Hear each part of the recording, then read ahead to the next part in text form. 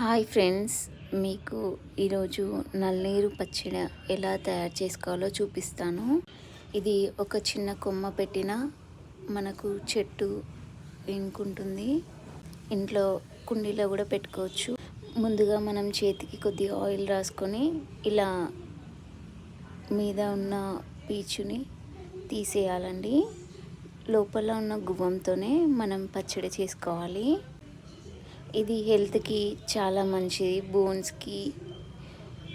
బోన్స్కి చాలా మంచిదండి. కాళ్ళ నొప్పులు అలా ఉన్న వాళ్ళకి ఇది బాగా పనిచేస్తుంది. ముందుగా ప్యాన్ పెట్టుకొని కొద్దిగా ఆయిల్ వేసి దాంట్లో మెంతులు, జీలకర్ర, ఆవాలు వేసాను నేను. ఇలా కొద్దిగా వేగాక దీంట్లో మినపప్పు కూడా యాడ్ చేసుకోవాలి. మినపప్పు బ్రౌనిష్ వచ్చేలా మనం చూసుకోవాలి. ఇలా మినపప్పు వేగాక కొద్దిగా చింతపండు యాడ్ చేసుకోవాలి. అవి పక్కకు పెట్టేసి ముందుగా మనం క్లీన్ చేసుకున్న నల్లేరుని ఇలా కొద్దిగా ఆయిల్ వేసేసి ఇలా వేయించుకోవాలండి. ఇది చాలా మంచిగా వేయించుకోవాలి. పచ్చడి అయితే పిల్లలు కూడా తింటారండి. ఇలా వేయించుకోవాలండి.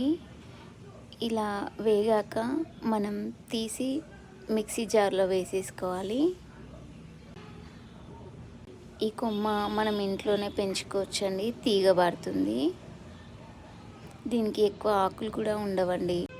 మరొక ప్యాన్లో లాస్ట్లో కొద్దిగా ఎండుమిరపకాయలు తగినట్టు వేసి వేయించుకోవాలండి. మనకిష్టమైతే ఎల్లిపాయలు కూడా ఇందులోనే యాడ్ చేసుకోవచ్చు. నేనైతే తాలింపులో యాడ్ చేస్తాను, బాగా స్మెల్ వస్తుంది కాబట్టి.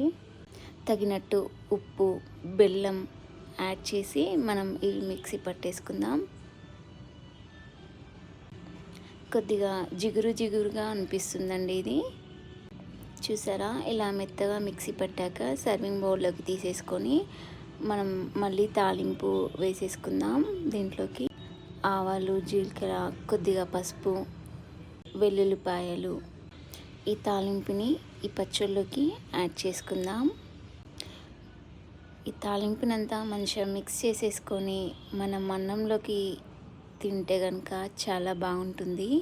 ఇలా చేస్తే పిల్లలకు కూడా తింటారు. చాలా హెల్త్కి కూడా చాలా మంచిది. కొద్దిగా ఆయిల్ వేసేసుకొని మనం కలిపేసేసుకున్నాం అనుకో, చాలా టేస్టీగా ఉంటుందండి.